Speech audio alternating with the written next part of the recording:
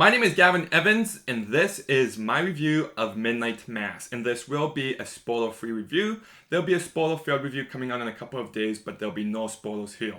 But I started this show back when it came out, and if I'm being honest, I got really bored, and I turned it halfway through the second episode. But everyone kept talking about how amazing this show was, so I decided to give it another shot. Instead of watching it at home, I watched it on my computer at work at lunchtime, and I have to say, I'm glad I did. Is it as good as people made it out to be? No.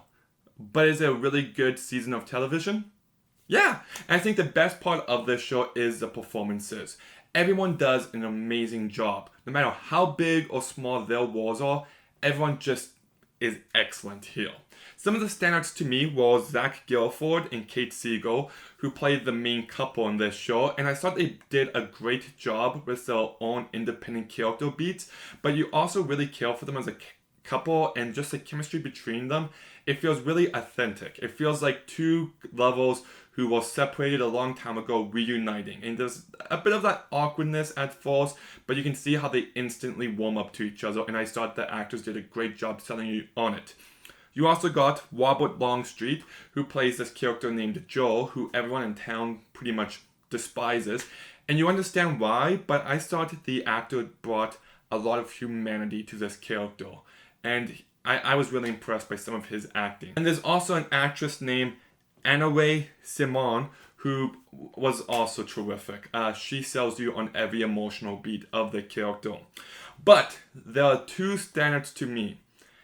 Everyone in the show is incredible, but these two actors just stole the entire show for me. And the first one is Samantha Sloan, who is just so easy to hate.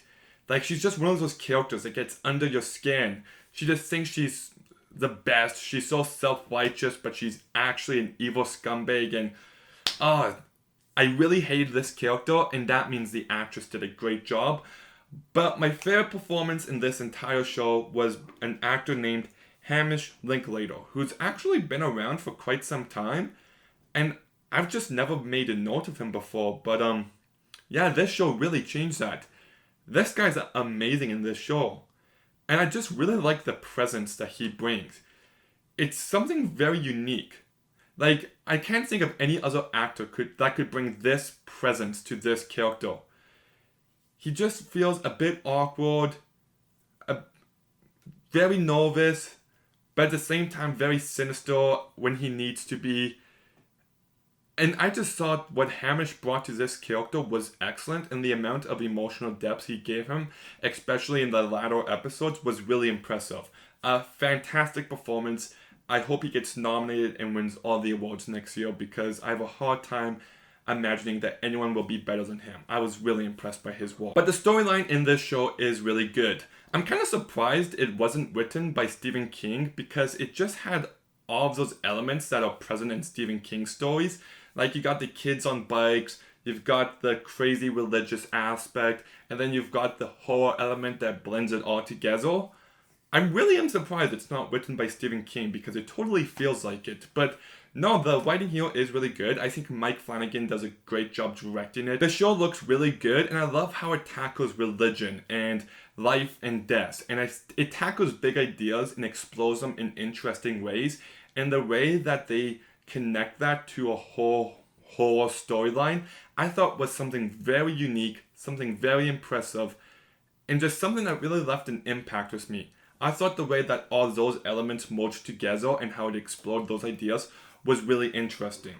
And I also love how this is a character-driven narrative. The characters come first, and I love that about it. There are some incredible, heartbreaking moments that I was surprised how much they emotionally impacted me. And I wasn't expecting that. At first I'm just like, yeah, I guess these characters are alright, but when it's time for the show to prove how much you've come to care for these characters, boy, does it ever. There are some moments that would just haunt me forever. I also love the music by the Newton Brothers, about how they took music from church hymns and how they brought them on display here. Sometimes they use church music to build tension really well, or they use it to build a sense of unity really well. And just the use of it throughout was really well utilized. Like, I was really impressed by that element.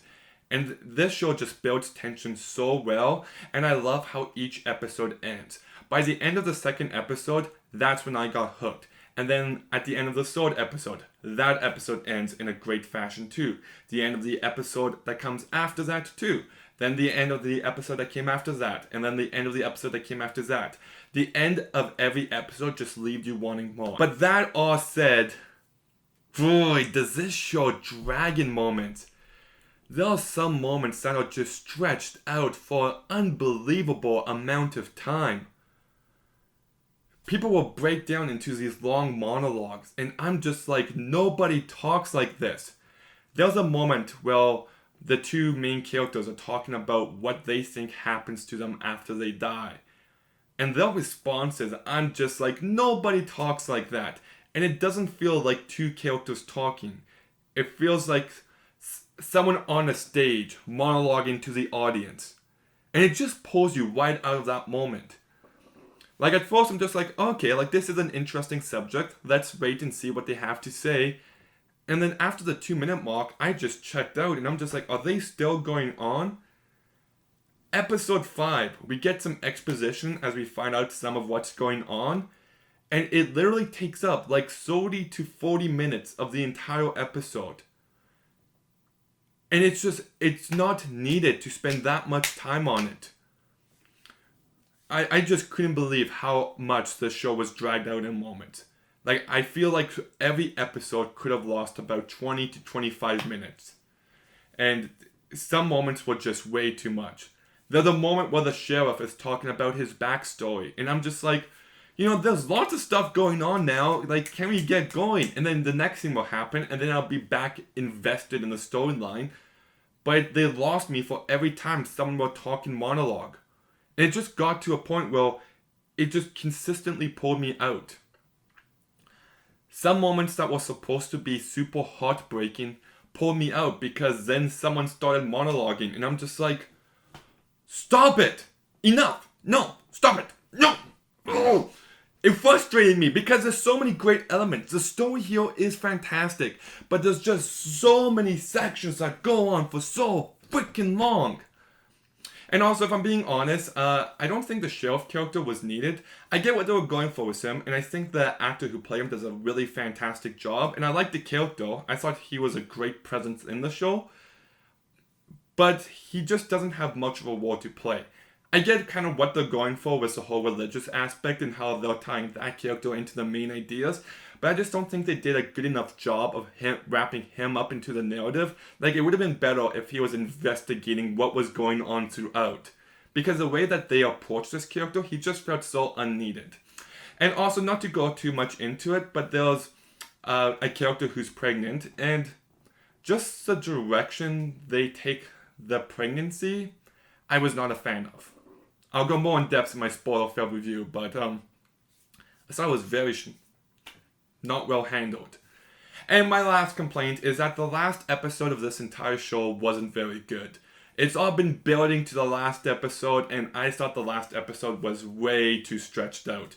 I thought if it was like a tight half hour where you just felt the tension, there was chaos everywhere, then it would have been a phenomenal finale. But they just stretched it out to an hour length to the point where it just dragged in too many moments. I still really enjoyed this show though. Like I said, the performances are all incredible. And like I said, there's just something very unique about Hamish Linklater in this show. And I just think he's really phenomenal here. I think this show tackles big ideas, and the way they tied that into the whole genre was just something unlike anything else that really resonated with me. There were some incredible heartbreaking moments. There were some incredible moments of tension. And you can just see the potential for, honestly, this perfect show. But just those moments that drag and where people start monologuing and just the lackluster finale, all those stuff just kind of dampens the whole thing. Not to a point where I didn't enjoy it, nowhere near. But it just makes it a bit frustrating because you can see how amazing of a show this can be. And it doesn't quite get there, but it still ends up being a really good show that you should check out. So anyways, I'm going to go ahead and give Midnight Mass a 7.5 out of 10. Okay, have you seen Midnight Mass? Do you think it's midnight ass?